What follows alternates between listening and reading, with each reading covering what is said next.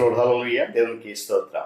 ప్రభు పరిశుద్ధ నామానికి మహిమ కలుగును గాక. క్రీస్తునందు ప్రియులారా, దేవుడు తన మహాకృపను బట్టి మరొక నూతన ఉదయకాలం, ప్రాముఖ్యంగా నూతన మాసములో మొదటి ఆదివారం వైకున లేచి ఆ నామాన్ని ఈ పరిశుద్ధ దినాన్ని స్తుతించి ఆరాధించడానికి చక్కటి అవకాశం మనకి ఇచ్చారు దేవుడు.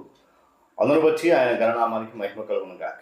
క్రీస్తునందు ప్రియులైన దైవజనులు, స్నేహితులు, విశ్వాసులు, సహోదరులు, ఈ కార్యక్రమాన్ని వీక్షిస్తున్న ప్రియ దేవుని బిడ్డలందరికీ యేసుక్రీస్తు వారి పరిశుద్ధ నామములో ఉదయకాలపు పరిశుద్ధ దినపు శుభములు మరియు వందనాలు తెలియజేస్తున్నాను.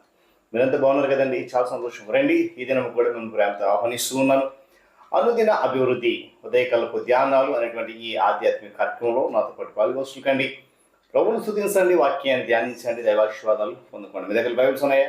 తెరచి చూడండి. లేని పక్షాన్ని చదివే మాట విని గ్రహించి వాక్యాలను పాల్గొచ్చు కమ్మని మనవి చేస్తూ నేటి దిన ధ్యానవాక్యంగా మొదటి సమూయేలు గ్రంథము 18వ అధ్యాయము 1వ వచనం నుండి చివరి భాగాన్ని చదువుతా ఉన్నాను. యోనాతాను దావీదును తనకు ప్రాణ స్నేహితునిగా భావించుకొని అతన్ని ప్రేమించాను. దేవుడు తన పరిశుద్ధ వాక్యాన్ని మన కొరకు దీవించును గాక. పావంచి కళ్ళు మూసుకుందాం, ప్రార్థన చేద్దాం. ప్రేమ కలిగిన మా తండ్రి, స్తోత్రాలు. తిరిగి మనకు నూతన ఉదయకాలపు వేళ పరిశుద్ధ దినములో నూతన మాసములో మొదటి పరిశుద్ధ ఆరాధనకు మమ్మల్ని సిద్ధపరచుని స్తోత్రాలు. 8 దినాలలో 3 దినాలు నీ రెక్కల దాచినందుకు స్తుతులు చెల్లిసి 4వ దినాన ఈ పరిశుద్ధ దినాన ఈ నీ ఆధ్యాత్మిక కార్యక్రమంలో మమ్మల్ని అందరినీ పాల్గొని చేసి నడిపిస్తున్న స్తోత్రాలు. మరింతగా ఈ కార్యక్రమాన్ని నీ బిడ్డలకు మేలు కొరకు, ఆత్మీయ స్థితి కొరకు నడిపించి నీ దాసులు మీరు బలపరిచి మీరు మాత్రమే మహిమ పొందండి. యేసయ్య నామమున అడుగుతున్నాను మా తండ్రి, ఆమేన్. చాలా సంతోషం పిల్లగా. వాక్యదానికి వెళ్ళే ముందు మరి మీ అందరికీ స్నేహితుల దినోత్సవ శుభాకాంక్షలు తెలియజేస్తున్నాం. దేవుడు మిమ్మల్ని మీ కుటుంబాలను ఈ దినమున దీవించి ఆశీర్వదించును గాక. చదువుకునే వాక్య భాగంలో 2 వ్యక్తులు మనకు తెలుసు. ఎవరు అంటే యోనాతాను, దావీదు. వాళ్ళిద్దరి కొరకు ఎందుకండి ఈరోజు ప్రత్యేకించారంటే, బైబిల్ గ్రంథంలో నిజమైన స్నేహితులుగా ఉండేటువంటి ఒక జంట ఏదైనా ఉంది అని అంటే మొట్టమొదటిగా మనము యోనాతాను, దావీదు కొరకు చెప్పుకోవాల్సిన అవసరం ఉంది. ఏమండి, ఈ సృష్టిలో చాలా విలువైనది ఏంటంటే స్నేహం. ఒక వ్యక్తి యొక్క పతనము లేక ఒక వ్యక్తి యొక్క అభివృద్ధి ఆ స్నేహంపై ఆధారపడి ఉంటుంది. అందుకే షేక్స్పియర్ అనే ఒక వ్యక్తి చెప్తున్న మాట ఏంటంటే, నీ స్నేహితుడు ఎవరో చెప్పు, నీవెవరో నేను చెప్తానని. చూడండి, స్నేహం అనేది ఏమంటే వారిరువురి మధ్య, ఒక 2 వ్యక్తుల మధ్యన చాలా బలమైనటువంటి పునాది ఏర్పడుతున్న విషయాలు కూడా మనం గమనిస్తాం. చదవండి వాక్యం. యోనాతాను కేవలము యుద్ధశూరుడు మాత్రమే కాదు, కానీ ఏమండి ఒక రాజు కుమారుడు. దేవుని స్తోత్రం కలిగిన కానీ ఒక రాజు కుమారుడు, యుద్ధశూరుడు మాత్రమే కాదు కానీ నిజమైన స్నేహితుడు. అంతవరకు కూడా విశ్వాసపాత్రుడిగా నిలబడి తన స్నేహితుడైనటువంటి దావీదు సహాయం చేశాడు. ఈ 2 భక్తిపరులకు మైత్రి, ఆ కలయిక దేవుని సేవలో, దేవుని పరిచర్యలో, ఏమండి యుద్ధములో వారిని ఎలాంటి అరమరికలు లేకుండా యథార్థమైనటువంటి పవిత్రమైనటువంటి స్నేహము ఏమండి వికసించేటువంటి పరిస్థితిని చాలా స్పష్టంగా మనం అర్థం చేసిన అవసరం ఉంది. దేవుని స్తోత్రం కలిగిన గట్టిగా చెప్పండి హల్లెలూయా. చూడండి, యేసుక్రీస్తు ప్రభువారు మనుషుల్లో ఏమండి మనందరిలో మారినటువంటి విధానాన్ని బట్టి దేవుడు ఆయన స్నేహితుల కొరకు ఎదురు చూస్తున్నాడు. మీరు నా స్నేహితులే ఉండండి, నేను మీ స్నేహితుడిగా ఉంటాను. అక్కడ గమనించాలి, దేవునిలో అనగా యేసుక్రీస్తు ప్రభువారిలో నిజమైన స్నేహం ఏమిటో గమనిస్తే విధేయతే ఆ స్నేహము అనేటువంటి విషయాన్ని వాక్యం చెప్తుంది. అంటే దేవుని యొక్క సన్నిధానములో లేక ఇది ఆయన బిడ్డల మధ్యలో స్నేహంగా ఉండాలి.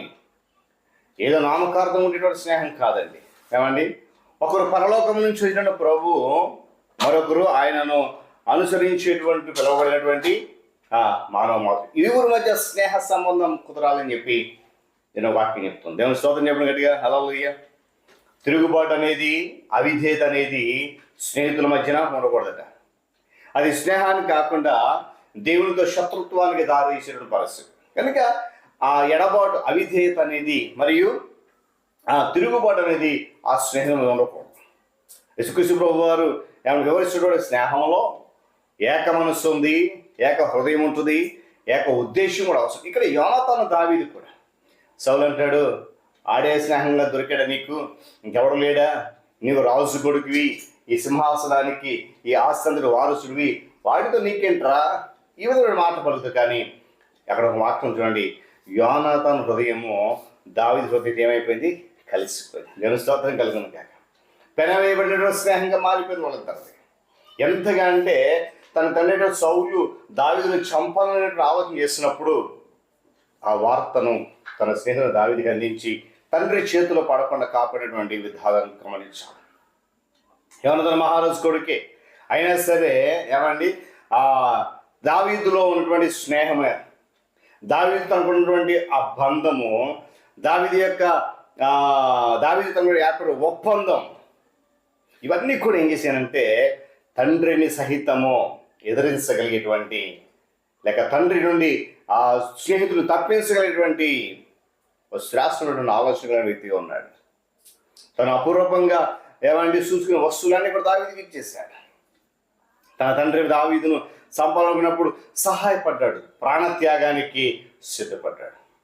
నీ వారికి సహాయం చేస్తావా, చూడు నిన్ను చంపేస్తానని చెప్పి సౌలు యోనాతాను ఈట విరుస్తాడు, తప్పించుకుంటాడు. అంటే చూడండి, స్నేహితుల కొరకు తన ప్రాణాన్ని ఇవ్వడానికి సిద్ధపడ్డాడు. యేసుక్రీస్తు ప్రభువారు కూడా ఈ లోకానికి వచ్చాడు, అంటాడు కదా, నేను మీ కొరకు ప్రాణం పెడతాను, నిజమైన కాపరి గొర్రెల కొరకు ప్రాణం పెడతాను. ఆయన మన స్నేహితుడిగా ఉన్నాడు కనుక మన కొరకు ప్రాణం పెట్టిన ఈ లోకానికి వచ్చాడు. దేవుని స్తోత్రం చెప్పడం కదా. మన స్నేహితుల దినోత్సవం జరుపుకుని ప్రతి ఒక్కరు చేసిన పని ఏంటంటే వారి మనస్సులో వారి స్నేహాన్ని మరింతగా ఏమండి స్థిరపరుచుకొని దేవుని యొక్క ఉద్దేశాలకు, దేవుని యొక్క వాక్యానుసరమైన స్నేహం కలిగి యోనాతాను దావీదు యొక్క హృదయం ఏ విధంగా కలిసిపోయిందో, తన దేవుడు తన కుమారుని పంపించినప్పుడు ఆయన మనుషులతో ఏ విధంగా సహవాసాన్ని స్నేహాన్ని కోరుకున్నాడో అలాంటి స్నేహం పవిత్రమైనదిగా, విలువైన స్నేహంగా మనం కూడా కలిగి ప్రభుత్వం నడవగలిగితే తప్పకుండా దేవుడు మనందరినీ కూడా అత్యధికంగా దీవించి ఆశీర్వదిస్తాడు. దేవుడి మాటలు మా కొరకు దీవించును కాక.